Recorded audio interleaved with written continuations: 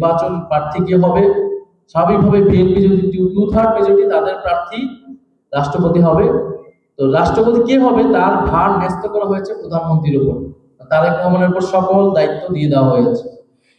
তার মানে আমরা এতদিন যে আলোচনা, ঐকমত্য কমিশনে যে আলোচনা হলো, যেখানে আমরা ক্ষমতার ভারসাম্য তৈরি করতেছিলাম, রাষ্ট্রপতিকে ক্ষমতা বৃদ্ধি করতে চাওয়া হইলো, প্রধানমন্ত্রী নির্বাহী ক্ষমতা কিভাবে কমানো যায় বা সেটাকে জবাবদিহিতে আওতানো যায়, সে উল্টো পথে আমরা হাঁটছি। সকল প্রতিষ্ঠানগুলোতে দলীয়করণ করা হয়েছে, সকল প্রশাসনে, সিটি কর্পোরেশন থেকে করে জেলা প্রশাসন, সব জায়গায় দলীয় লোক বসানো হয়েছে।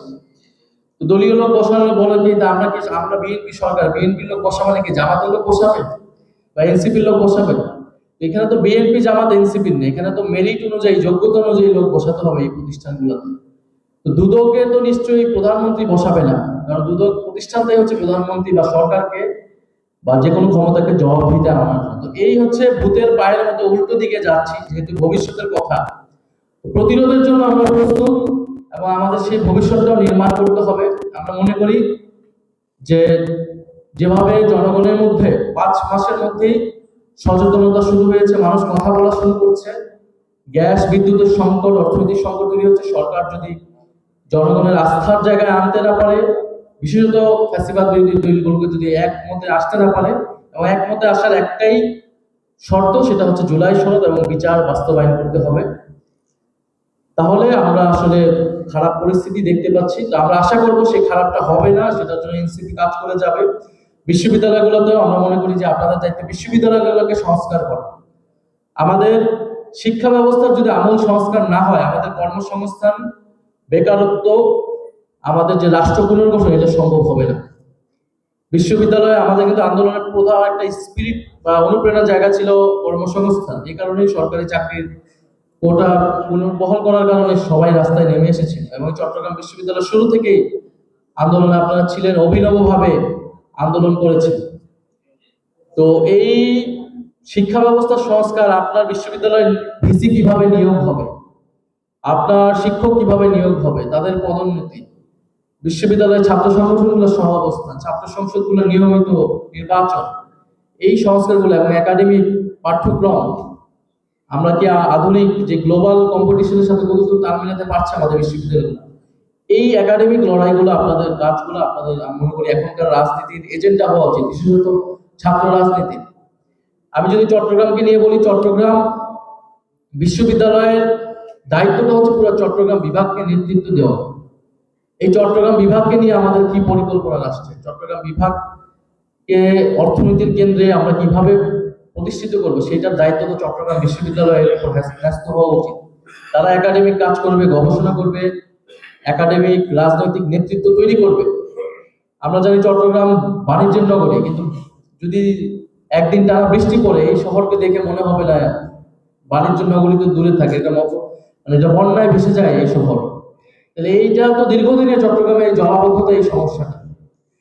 তো একটা বাণিজ্য নগরী তো হবে, পুরো দুনিয়ার যে বাণিজ্য নগরী, সেটার সাথে তাল মিলিয়ে আমি চট্টগ্রাম শহরকে সাজাতে চাই। আমাদের সবচেয়ে বড় সম্ভাবনার জায়গাটা হচ্ছে সমুদ্র। এই সমুদ্র এবং বন্দর, এটাকে আমরা কিভাবে কাজে লাগাবো?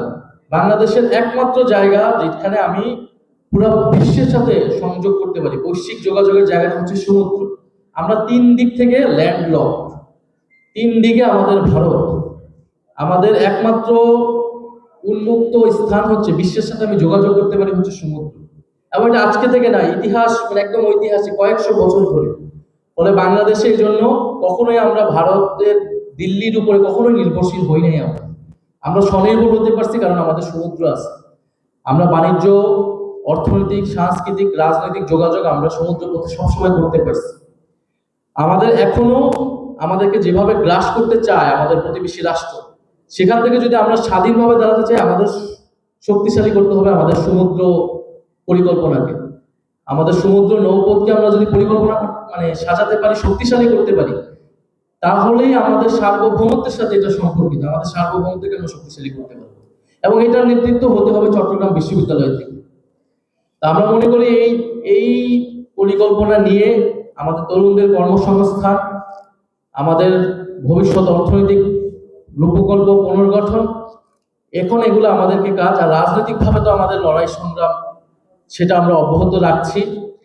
চট্টগ্রাম বিশ্ববিদ্যালয় শুধু বিশ্ববিদ্যালয় না, পুরো চট্টগ্রাম শহর, আমরা জানি ঢাকার পরে সবচেয়ে বেশি আন্দোলন হয়েছে, আন্দোলনের দুর্গ হিসেবে গড়ে উঠেছিল চট্টগ্রাম শহর, যেটা সূত্রপাত করেছে চট্টগ্রাম বিশ্ববিদ্যালয় থেকে। তো এটা আমরা জানি যে আগামীতেও যদি কোনো ধরনের এরকম পরিস্থিতি তৈরি হয়, জনগণের পক্ষের কোনো আন্দোলনে চট্টগ্রাম বিশ্ববিদ্যালয় অবশ্যই অংশগ্রহণ করবে।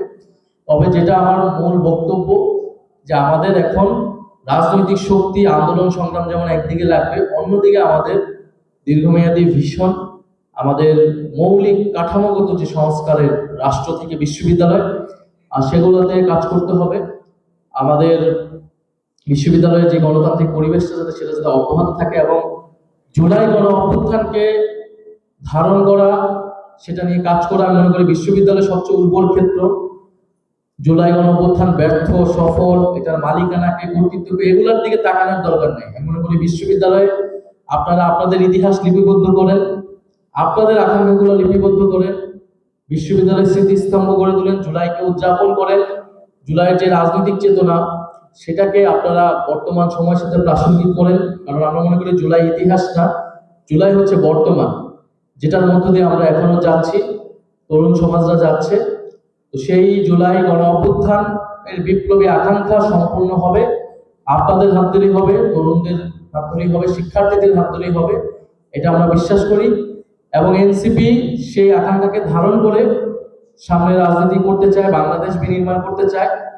আমাদের অনেক দোষ ত্রুটি সীমাবদ্ধতা আছে, আমাদের হয়তো বিশ্ববিদ্যালয়গুলোতে অনেক আগে আপনাদের সাথে সাক্ষাৎ যোগাযোগ হওয়া উচিত ছিল, আমরা এটা পারি নাই, কিন্তু এখন আমরা সেটা করতে চাই। তা আমাদেরকেও আপনারা সমালোচনা করবেন, আমাদের সীমাবদ্ধতাগুলো আমাদেরকে ধরে দেওয়ার চেষ্টা করবেন। ছাত্র শক্তি, আমি মনে করি শিক্ষার্থীদের পক্ষে কথা বলা উচিত।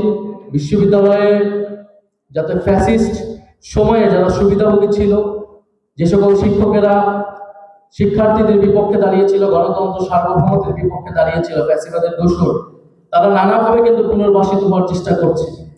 ছাত্র শক্তি এবং আপনাদের দায়িত্ব হচ্ছে সেটাকে প্রতিরোধ করা। কারণ বিশ্ববিদ্যালয় থেকে আবার ফ্যাসিস্টদেরকে পুনর্বাসন করার পরিকল্পনা কিন্তু চলমান আছে। ফলে সেই একদিকে আমাদের পুরনো ফ্যাসিস্ট শক্তিকে প্রতিরোধ করতে হবে, অন্যদিকে আমাদের নতুন ক্ষমতায় যারা আছে তারা যাতে স্বৈরাচার হয়ে উঠতে না পারে সেটা প্রতিরোধ করতে হবে। বলে এইবার এখন এই জন্য আমাদের লম্বাটা আরো একটু কঠিন, আর একটু দীর্ঘ, কিন্তু আমরা আশা করি যে সেই লড়াইও আমরা সফল হব, আমাদের জন্য সফল হবো ইনশাল্লাহ। আমাদের জন্য দোয়া রাখবেন, ইনশাল্লাহ আবারও দেখা হবে। আসসালামু আলাইকুম।